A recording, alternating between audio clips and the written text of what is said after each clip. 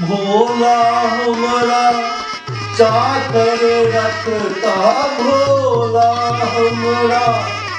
नौकर रखता कहीं में गौरी से कहीं है गौरी दुकान चल जाओ दुकान से किछ आनंद दिया ने भोला हमरा नौकर रखता भोला हमरा बाबा हमरा चाकर रखता कहीं गौरी। हे भगवान इनका मैं बाप इनका नाम भोला किया रख देलखिन से नहीं जाए जहने नाम तहने स्वभाव आ तहने भाग से नहीं कहू हे हमरा वंशक लोक सब भले गरीब भ गेल हो मुदा एकर संस्कार एहि वंशक पैंच के चर्चा मिथिला के गाम गाम में छे। अही नैहर जकां चोर डाकू सब नहीं छे। हमर नैहर के लोग चोर डाकू अछि कहिया अहाँ के घर में डकैती करऽ आयल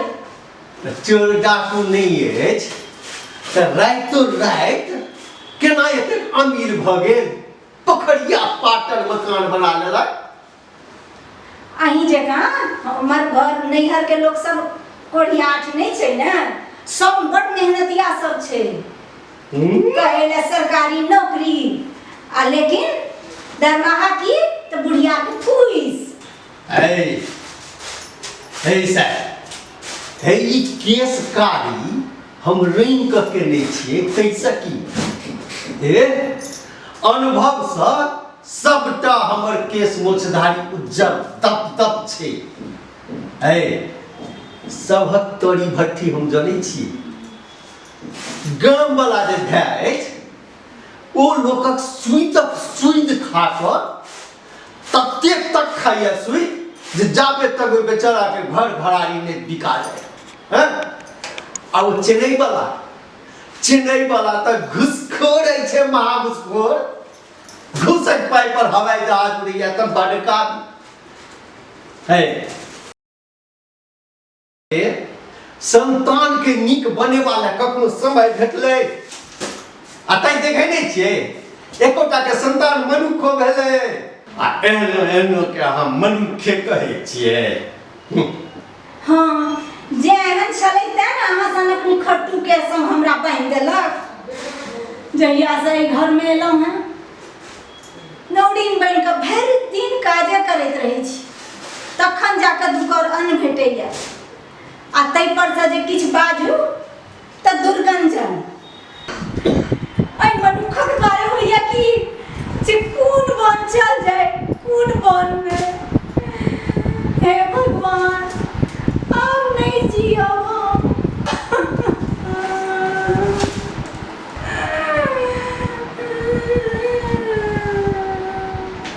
बस ये ताकत तैका बड़का हथियार है अपना मुहे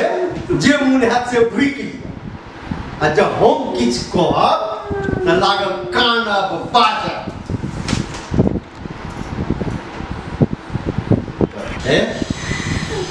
बंद करू ई ताल मात्रा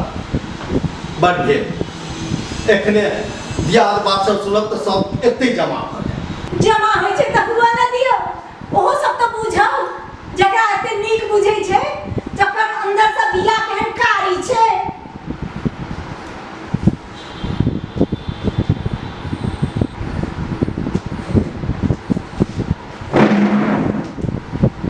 ए देख अब शांत हो अच्छा हे दे आप शांत भ जाओ हे हम निहोरा करै छी हमरे गलती भेल शांत ए बहु रुपया नहीं त पहले अपने आग लगा दे आ तकर बाद निहोरा करबा आ तकर बाद हाथ जोड़ के टाटक त की करू अहाँ स्थिति जे बेसमार क दै छी हम करै छी कि अहाँ करै छी कहू हे देवी अपने केना शांत है कहू केना शांत है एक रत्ती एकटा काज कहल एलो तै पर लगलो हमर नैहर के उपटा। अरे वंश पर आघात तक पहले अहाँ ने शुरू कर देलौ कछु अब हसाल भल कहू कोन काज छ कहू ने नहीं छला कोनो काज हमरा अहाँ बैसल रहू ना आ नचारी गबैत रहू अही से पेट भर जाए। अरे ई त से त आब हमरा सबके अवस्थे ने भ गेल कहे कलयुग केवल नाम आधारा सुमर सुमर नर उतरे पार ओहुगा के रोकैया। हाँ अहाँ जका हमर भाग कहाँ है मौगी के जीवन तो चूल्हे पर अहाँ के त काज रहैया की दलान पर बैसलो ताश खेललो आ कि टंडेली करैत रहलो लेकिन एकटा मौगी के भोर उठला के बाद पहाड़ब सोहरब घर ठीक केनाइ बिछान ठीक केनाइ तकरा बाद की त चाह बनेलौ जलखै बनेलौ भानस भात अही सब में ओझराल रह जाइ छी भरि दिन हम आ तैयो काज लगैया जे पड़ले रहि गेल। अरे से त हमरा कहब तखन ने कह दे बन कुलका के हम कह दै छी कहू जाओ जाओ बेसी दिन नहीं हाकू जेना केहन काजुल छथि शांत मन के फेर तमसाओ ने ये अहाँ एक बेर कही कत देखू अहाँ ले तो जान हाजिर हम सबटा काज कऽ देब कहू तऽ सही। फिर वह नाटक अहाँ वही जन्म में बहु रुपया रहिए की ये सत्य कही छी अहाँ शांत भऽ कऽ बैसू आ बस मुस्कुराइत रहू हम चुटकी में सबटा काज अहाँ के एक एक कऽ देब। एक दिन मन से जोतलन हर कोड़लन काटलन लगलन जौ एक तक किछ करब ने आ जो कहियो हमरा बड़ बीमारी में कहियो अहाँ किछ काज करबो केलौ तो जे भानस केलौ ओकर सत्यानाश आ तै पर से अपन हाथ पैर से झरका लो। अरे पुनः प्रयास में की जाय छी अहाँ कहू ने अहाँ खाली पैर में तेल लगा कर बैसल रहू आ मुस्कुराइत रहू हम सबटा काज कऽ देब। भाग गेल पलार बहैया अब आएर दियो एकटा काज कहल गेल तै पर तो पूरा खानदान के उकैट देलो आ चल है भोजन बनब। अरे तो जे काज कहले आल छलौ से कहू ने हम एखने कऽ दै छी। अहीं के जे शुगर के बीमारी है वही द्वारे कहलहुँ कि जे तरुआ बना दे तिलकोर के जे अहाँ के गुण करत आ तही लेल हमरा तेल चाहे छला तो कह आयल छलहुँ जे कनी दुकान जाकर तेल आनि दिअ लेकिन अहाँ के तो दोसरे ताल शुरू भ गेल। ए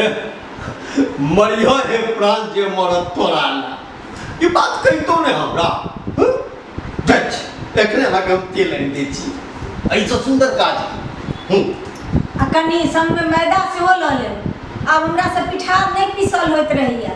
तो कनी मैदा रहते तो घाइठो के काज कऽ देत आ मैदा रही छै तो किछ किछ दोसर किछ अहाँ ला बना दे कखनो साँझ ताँझ में जे भूख लगैया तो एक रत्ती पानि पियाइ ले। अरे बाप रे